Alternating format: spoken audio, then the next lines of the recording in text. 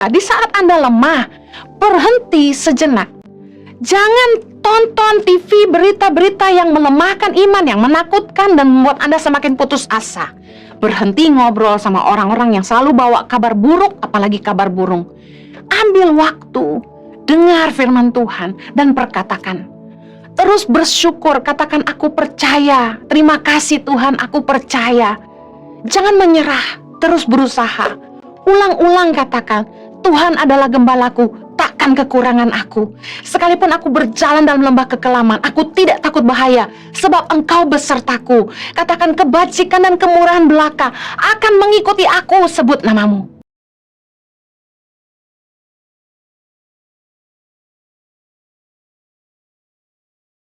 Hari ini saya akan bicara mengenai keyakinan dalam pikiran. Pernahkah Anda mendengar tentang belief system?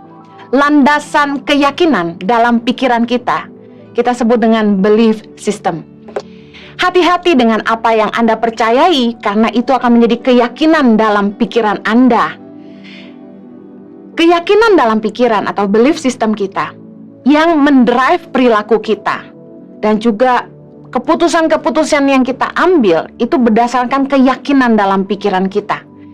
Dalam 1 Timotius 4 ayat yang ke-7 dikatakan gini, tetapi jauhilah tahayul dan dongeng-dongeng nenek-nenek tua. Latihlah dirimu beribadah. Kenapa firman Tuhan menasihatkan supaya kita menjauhi tahayul dan dongeng nenek-nenek tua? Karena apa yang kita dengar dapat menjadi keyakinan dalam pikiran kita. Saya kasih contoh. Kalau kita biasanya pergi ke rumah yang kosong,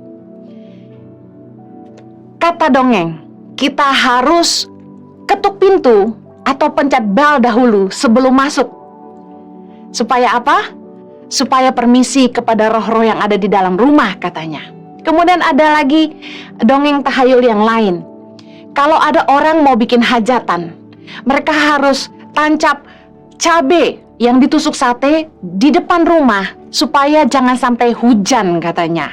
Ada lagi anak bayi kalau baru lahir dipasang peniti dengan bawang supaya tidak diganggu setan, katanya.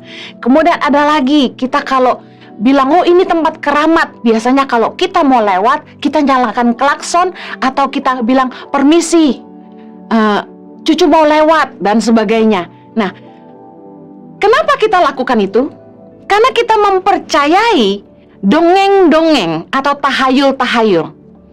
Kita tidak tahu apakah benar atau tidak, tapi apa yang kita dengar sudah menjadi keyakinan dalam pikiran kita yang kemudian membuahkan tindakan atau perilaku dalam hidup kita. Karena itu, hati-hati dengan apa yang kita percayai. Apa sih belief system? Belief system adalah landasan keyakinan dalam pikiran yang melatar belakangi seseorang bersikap atau berperilaku. Kebenaran yang kita yakini dalam pikiran kita. Tahukah Anda bahwa cara kita mengambil keputusan dan tindakan akan dipengaruhi oleh belief system kita? Seperti di awal tadi saya sudah jelaskan bagaimana kita mempercayai dongeng-dongeng dan tahayul sehingga kita melakukannya meskipun kita tidak tahu apakah perlu atau benar tidak melakukan tersebut. Kita penting sekali untuk menfilter masukan-masukan. Apa yang kita pelajari, apa yang kita dengar, apa yang kita baca. Siapa yang kita dengar, hati-hati pilih mentor. Hal-hal inilah yang akan membentuk belief system kita. Merubah belief merupakan hal yang sangat sulit. Karena belief atau kepercayaan adalah sesuatu yang kita yakini benar. Sehingga ketika kita meyakini itu, akan sangat sulit mengubah keyakinan itu. Saudara pernah dengar ada orang yang pingin berubah tapi susah? Karena ada yang namanya the same pattern behavior. Kesalahan yang berulang, yang patternnya sama. Kenapa orang katanya tiap kali pacaran 10 kali putus lagi? Pattern yang berulang. Karena mereka tidak mengubah cara berpikir mereka. Ada cara berpikir yang salah. Ada keyakinan yang salah dalam pikiran mereka. Sehingga itu terus mengulang kesalahan yang sama. Keyakinan dalam pikiran kita perlu diperbaharui. Roma 12 ayat yang kedua berkata begini, janganlah kamu menjadi serupa dengan dunia ini, tetapi berubahlah oleh pembaharuan budimu, sehingga kamu dapat membedakan manakah kehendak Allah, apa yang baik, yang berkenan kepada Allah, dan yang sempurna. Saya kasih contoh lagi. Anak-anak muda dipenuhi dengan pikiran bahwa kalau kamu tidak punya pacar, berarti kamu bermasalah. Sehingga begitu mereka lihat teman-teman kanan kirinya sudah punya pacar, mereka sendiri belum, mereka merasa ada yang salah dengan mereka. Padahal kita tahu jodoh itu ada waktunya. Tidak semua orang bisa ketemu pacar di usia remaja. Nah, ada juga paradigma yang lebih keliru lagi, bahwa begini, kita mengadopsi keyakinan dunia bahwa kalau kita mencintai seseorang, kita harus rela menyerahkan segalanya, free sex sebelum menikah. Orang-orang dunia yang tidak mengerti kebenaran, bagi mereka melakukan hubungan seks sebelum menikah itu biasa. Padahal itu jauh dari kebenaran, bukan apa yang baik, yang berkenan kepada Allah, dan tentu tidak sempurna. Seharusnya kita merubah pola pikir kita bahwa tidak sesuai dengan kebenaran firman Tuhan merupakan degradasi nilai. Orang Indonesia terkenal dengan budaya timur yang sangat kental, di mana kita ramah, kita sopan. Banyak anak muda yang mungkin besar di luar negeri atau mungkin menonton film, kemudian mulai mengadopsi kultur atau budaya luar, sehingga budaya timur ditinggalkan. Contoh, seharusnya kumpul kebo bukan sesuatu yang wajar. Satu kali saya ketemu dengan teman-teman saya waktu saya sekolah di Australia. Mereka cerita kalau mereka kumpul kebo dengan pacar mereka, dan bagi mereka itu biasa. Belief system mereka mengatakan bahwa kumpul kebo itu biasa. Kita sama-sama cinta. Tapi ini merupakan degradasi nilai dari kebenaran yang harusnya kita pegang sebagai orang percaya, bahwa kita harus menjaga kekudusan. Tapi karena belief system mereka tertanam kultur-kultur luar yang membuat mereka kemudian mengadopsi itu dan berperilaku seperti apa yang mereka percayai. Oleh karena itulah, ketika kita belajar mengenal Tuhan, firman Tuhan katakan kita tidak boleh serupa dengan dunia ini, karena ada keyakinan yang salah, yang keliru, yang kita adopsi dari dunia, yang harus kita tinggalkan, dan kita harus mengalami pembaharuan akal budi. Sebelum kami menikah, calon mertua saya waktu itu sempat menawarkan kenapa saya tidak tinggal serumah saja sama calon suami saya, itu Jojo. Karena kami berdua adalah orang percaya dan kami punya keyakinan dalam pikiran kami bahwa kami hanya boleh tinggal bersama setelah menikah, kami tidak lakukan apa yang menurut orang tuanya oke. Karena itu budaya dunia. Nah, kita sebagai orang percaya harus yakin bahwa kebenaran firman Tuhan adalah satu-satunya standar ukuran kita dalam menilai apapun yang boleh atau tidak boleh kita lakukan. Pembentukan belief system di setiap tahap umur berbeda. Pada anak-anak usia 0 sampai 7 tahun, orang tua dan lingkungan berpengaruh sangat besar terhadap belief yang ditanam dalam pikiran anak. Kemudian usia 7 sampai 14 tahun, anak akan mengadopsi belief dari orang yang ia kagumi atau dia sayangi. Kemudian usia 14 sampai 21 tahun, anak belajar dan mengadopsi belief dari teman-temannya, berinteraksi dengan orang dewasa selain orang tuanya, televisi, internet, koran, majalah, dan lain sebagainya. Nah, pada masa inilah, anaklah yang akan menentukan sendiri apa belief yang akan dia terima atau dia tolak. Oleh karena itulah di usia emas ini dari 0 sampai 12 tahun penting sekali orang tua menanamkan nilai-nilai kebenaran dan kasih kepada anak, karena itu merupakan fondasi. Kemudian di usia 14 sampai 21 anak sudah mulai bisa memilih. Mereka mulai belajar mengadopsi belief dari teman-temannya, dari pergaulan mereka, dari apa yang mereka lihat dari orang-orang di sosial media, di YouTube, di internet, di koran, majalah, apapun yang mereka baca. Anak-anak kita mulai menggemari YouTuber, artis, dan lain sebagainya. Di stage ini, sangatlah penting untuk orang tua memperhatikan pergaulan anak-anak mereka. Karena firman Tuhan berkata dalam 1 Korintus 15 ayat 33, janganlah kamu sesat, pergaulan yang buruk merusakkan kebiasaan yang baik. Dalam Alkitab NIV dikatakan gini, do not be misled, bad company corrupts good character. Kita harus ngerti bahwa ada anak-anak yang dibesarkan dengan cara yang baik, diberi kasih sayang, tapi begitu dia bergaul dengan teman-teman yang salah, pergaulan yang buruk, merusak karakter mereka yang baik. Pergaulan yang buruk bukan hanya mengubah kebiasaan yang baik, tapi mengubah karakter yang baik menjadi buruk. Corrupts good character. Hati-hati di usia 14 sampai 21 tahun, kita harus perhatikan baik-baik anak-anak kita bergaul dengan siapa. Mereka kagum kepada siapa, mereka mendengarkan apa, menonton tayangan apa. Karena itu akan menanamkan belief system mereka, dan itu merupakan keputusan yang mereka akan pilih ke depan.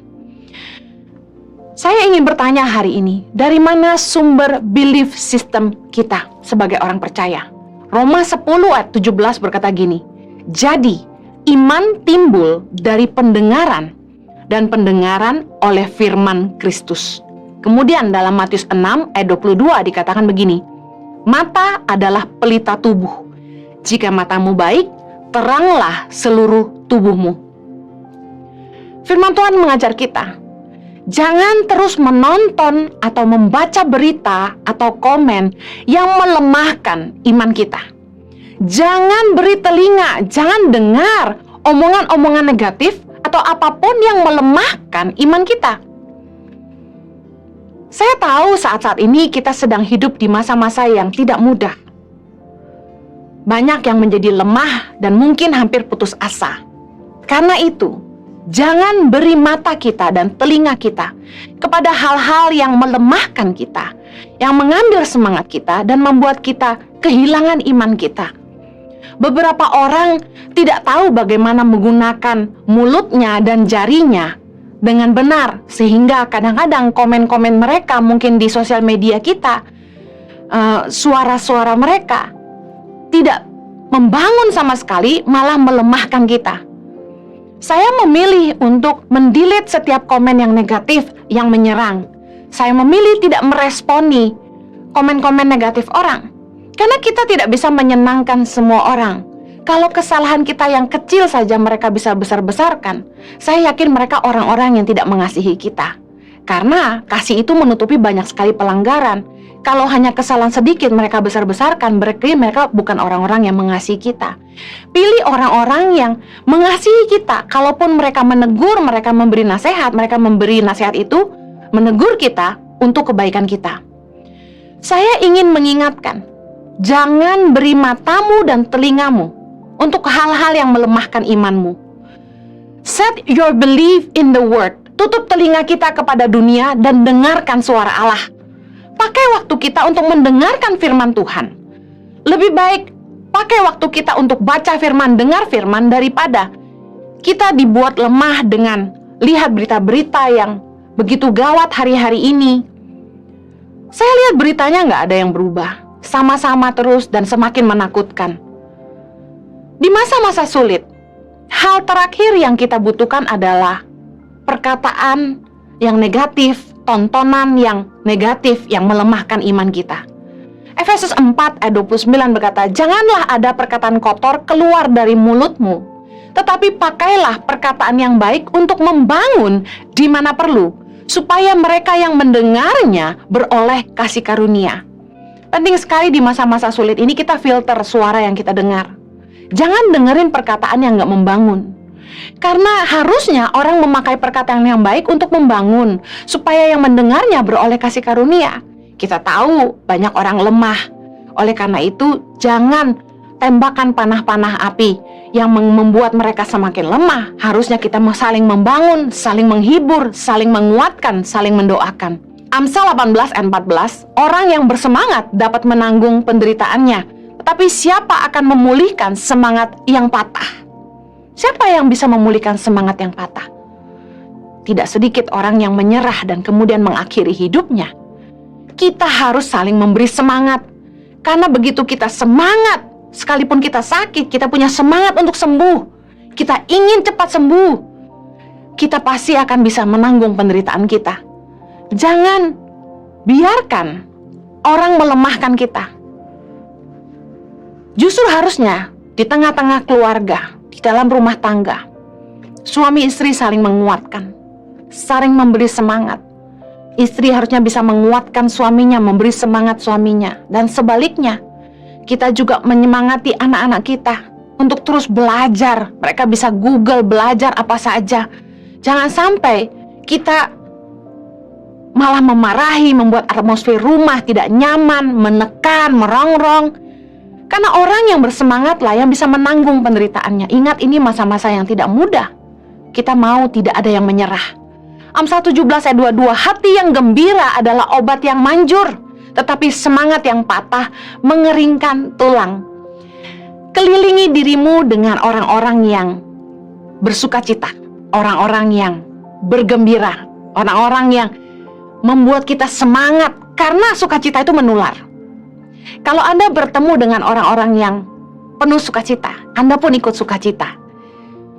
Kelilingi dirimu dengan orang-orang yang membangun, orang-orang yang beriman, bukan orang-orang yang melemahkan.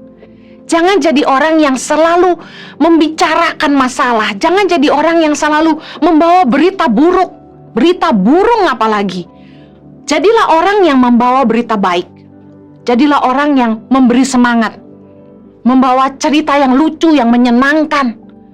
Memang keadaan di luar sedang tidak baik, tapi kita harus terus bersemangat dan tetap bersukacita, supaya kita bisa menanggung penderitaan kita, dan kita juga bisa mendapat kasih karunia.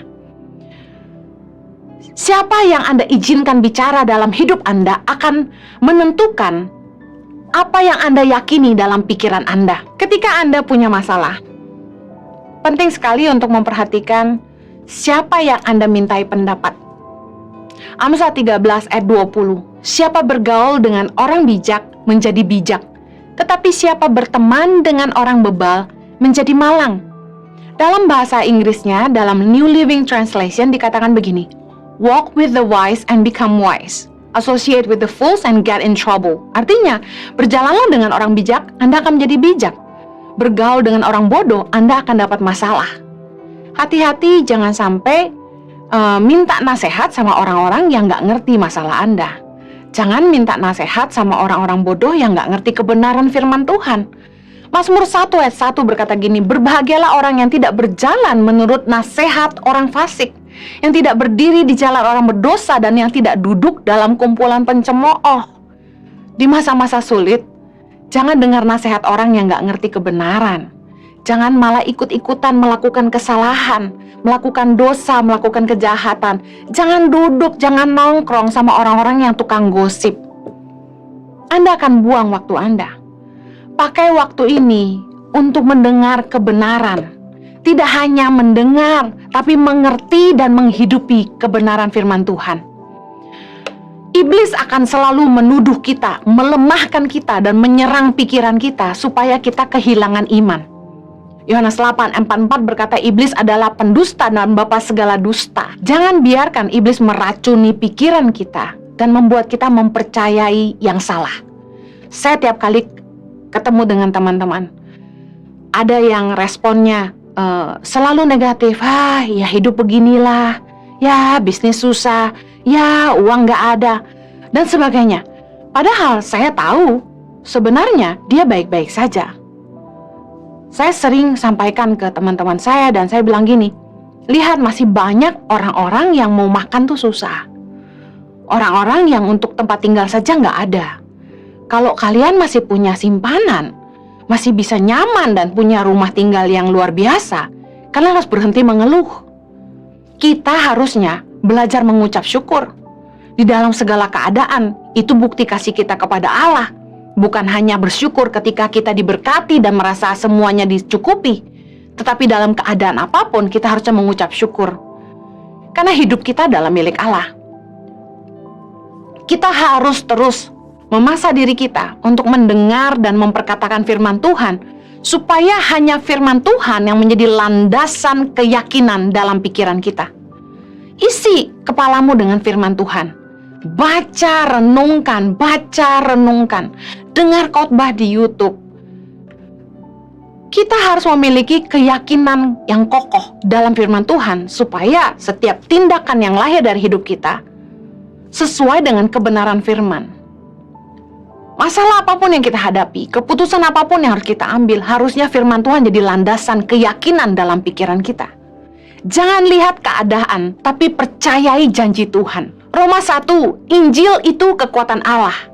Ayat 16 berkata begini, sebab aku mempunyai keyakinan yang kokoh dalam Injil, karena Injil adalah kekuatan Allah yang menyelamatkan setiap orang yang percaya. Katakan amin. Saya skip ke ayat 17. Sebab di dalamnya nyata kebenaran Allah yang bertolak dari iman dan memimpin kepada iman.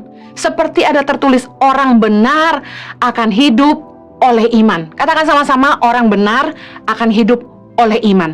Kita harus punya keyakinan yang benar di dalam kebenaran firman, bahwa Tuhan gak akan pernah meninggalkan kita.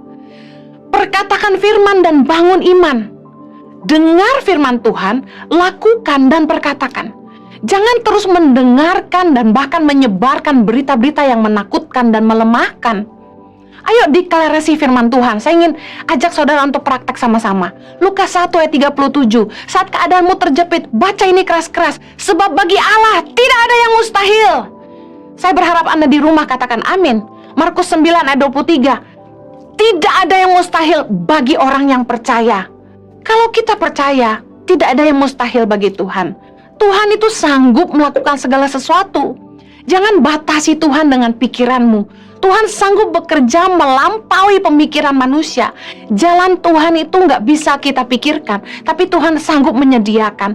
Apa yang mustahil bagi manusia, tidak mustahil bagi Allah. Ambil waktu untuk tetap berdoa, bersyukur, terus berusaha, dan jangan menyerah.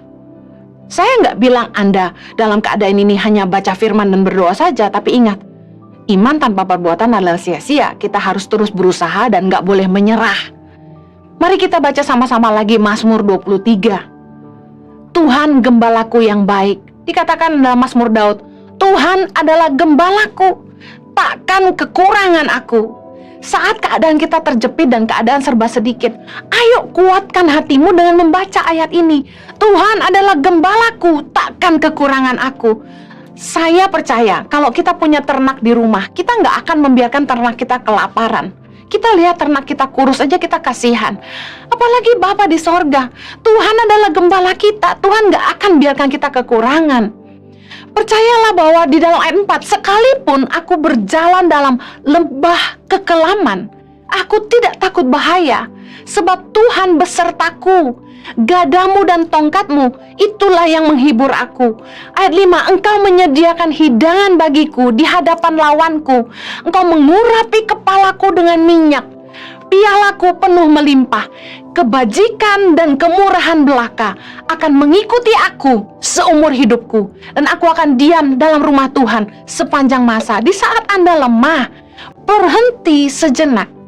Jangan tonton TV berita-berita yang melemahkan iman, yang menakutkan dan membuat Anda semakin putus asa.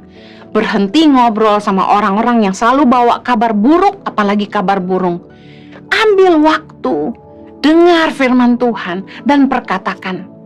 Terus bersyukur, katakan aku percaya. Terima kasih Tuhan, aku percaya. Jangan menyerah, terus berusaha.